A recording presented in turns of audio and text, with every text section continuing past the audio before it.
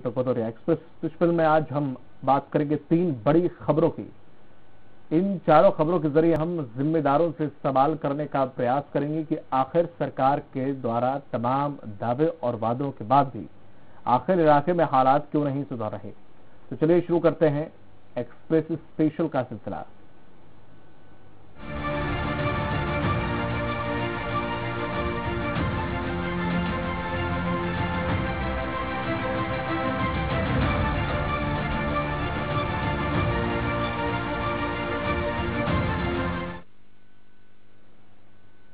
खबर पन्ना जिले से है, जहां पर पेयजल परियोजना के लिए 400 करोड़ रुपए खर्च होने के बाद भी लोगों को पानी नहीं मिल पाया। मामला शाहनगर पवई का है, जहां पर लोगों के लिए सरकार की पेयजल परियोजना के तहत पानी की समस्या से निजात दिलानी थी, मगर विभाग के अधिकारियों समेत ठेकेदारों की लापरवाही के चलते परियोजना सफल नहीं हो सकी और लोगों की समस्या जैसी थी उसी तरह से बनी रही।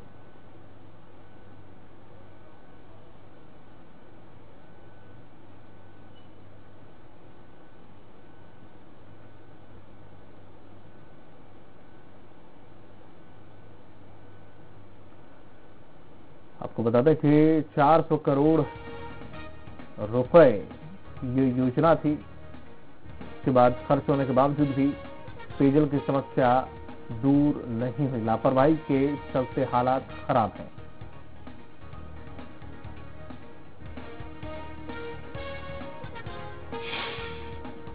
और अधिक जानकारी के साथ सौरभ साहू जुड़ गए हैं, सहयोगी। सौरभ, आखिर वजह या कमी कहां रही जिसकी वजह से 400 करोड़ खर्च होने के बावजूद इस परियोजना का पानी नहीं निकला? हम आपको बता दें, सिंचाई विभाग के द्वारा जो पवई में सायनगर तेंदू बांध है वहां पर बनकर कंप्लीट हो चुका है, लेकिन वहां पर 200 गांव में पाइपलाइन बिछी हुई है। 400 करोड़ रुपए का उसमें 400 करोड़ रुपए पाइपलाइन बिछी हुई है, लेकिन पानी अभी तक गांव के लोगों को और ग्रामीणों को नहीं पहुंच पा रहा है। सौरभ, यही तो पूछना है कि आखिर पानी क्यों नहीं, पाइप बिछ गया, नल लग गया, पानी क्यों नहीं आ रहा है? ये इसका कारण क्या है? इसका कारण सबसे बड़ा ये है कि जो यहाँ पर अधिकारी हैं उनने इसकी जिम्मेदारी से पानी नहीं पहुंचाया गया नहीं है। पानी नहीं पहुंचाया गया, बांध बन चुका है, परियोजना पूरी हो चुकी है, लगभग बनने को है, पाइपलाइन बिछ चुकी है, या जो भी घरों तक पानी पहुंचने के लिए पानी की सप्लाई अवरोधक कहां हो रही है? क्या वजह बता रहे हैं इंजीनियर या सिंचाई विभाग की इस वजह से पानी नहीं आ पा रहा है, या फिर इतना समय भी और लगेगा? कुछ तो आश्वासन दिया होगा।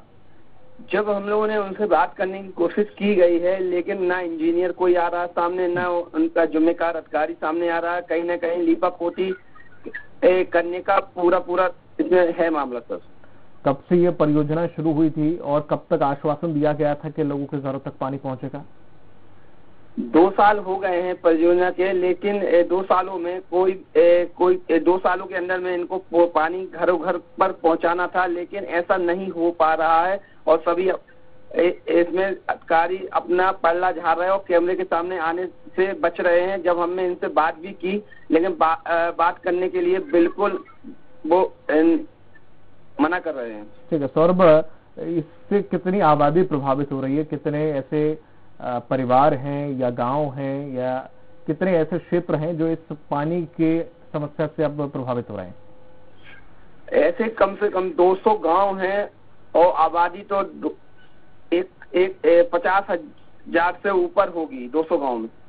ठीक है, उन गांव के लोग इस पूरे मामले को लेकर प्रोटेस्ट नहीं कर रहे हैं, विरोध नहीं कर रहे हैं, जवाब नहीं मांग रहे हैं, कलेक्टर कार्यालय नहीं पहुंच रहे हैं कि आखिर जो परियोजना की सौगात उन्हें मिलनी चाहिए थी वो क्यों नहीं मिल रही है? उन्होंने कई बार कलेक्टर साहब को ज्ञापन भी दिया है और उनके पास पहुंचे भी है, आंदोलन भी किया गया है, लेकिन अब वो ग्रामीण हैं और गांव के आदिवासी हैं, किसान हैं, लेकिन इन लोगों की सुनने वाला कोई नहीं है। जब ये मामला स्वराज न्यूज के सामने आया, उनने प्रमुखता से इसको खबर को दिखाया, लेकिन जब भी इसमें प्रशासन ने कोई आश्वासन नहीं दिया गया।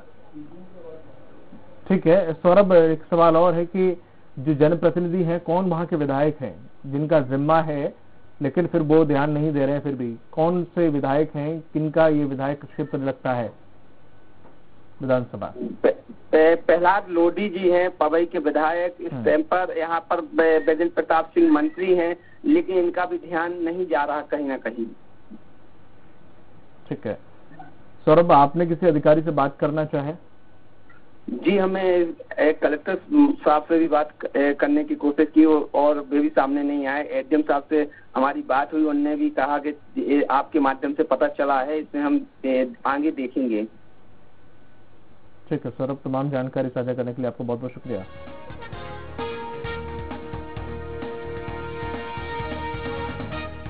आपको बता दें पेयजल की समस्या कैसे दूर होगी जब विभागीय अधिकारी इसमें रुचि नहीं ले रहे हैं, जवाब तक नहीं दे रहे हैं, लापरवाही के चलते हालात खराब हैं। मूलभूत सुविधाओं से ही गांव दूर है।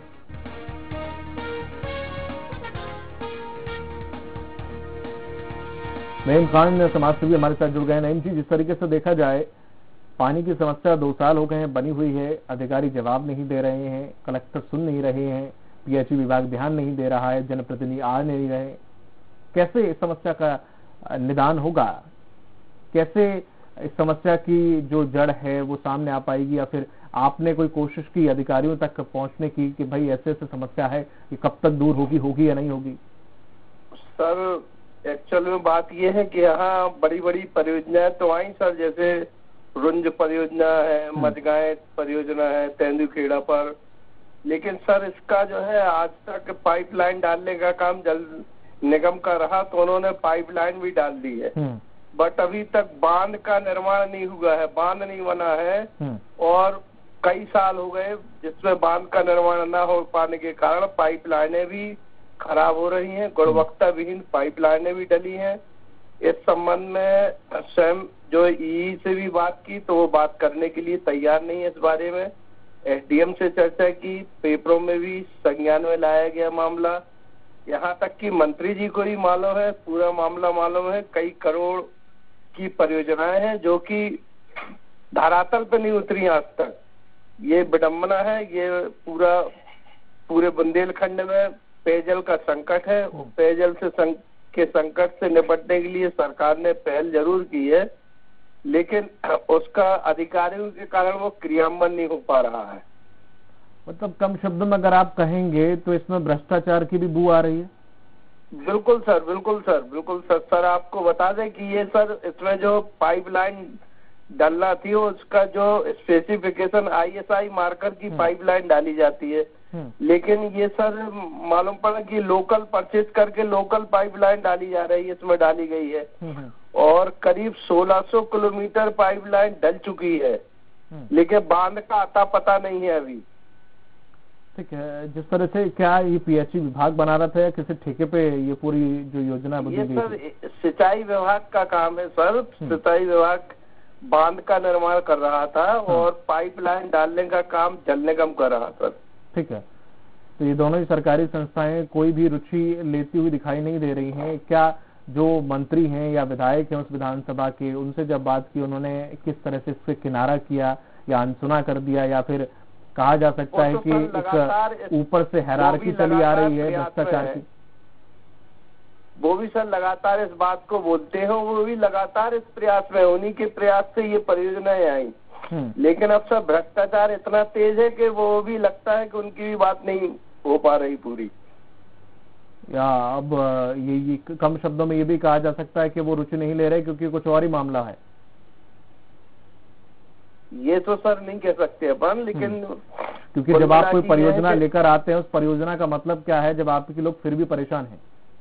क्या वो योजना आप सिर्फ कहने मात्र के लिए लेके आए थे, या योजना सिर्फ कागजों तक ही सीमित है, या सिर्फ वोट मांगने के लिए वो योजना आप लेके आए थे? सवाल ही उठता है जब योजना का लाभ नहीं तो फिर वो 400 करोड़ रुपए गया तो गया कहाँ? बिल्कुल सर, सही बात है। बहुत बहुत शुक्रिया आपका हमारे साथ जुड़ने के लिए। सब आपका भी।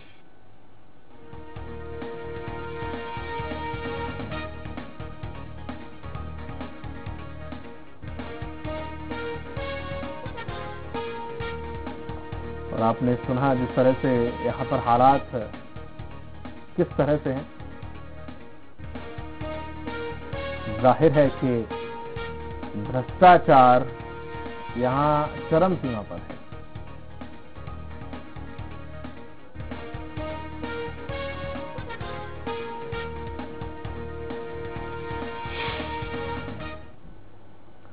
वक्त फिलहाल छोटे से ब्रेक का, लेकिन उसके बाद क्या औद्योगिक क्षेत्र में हो रही है मनमानी, इस पर बात करेंगे।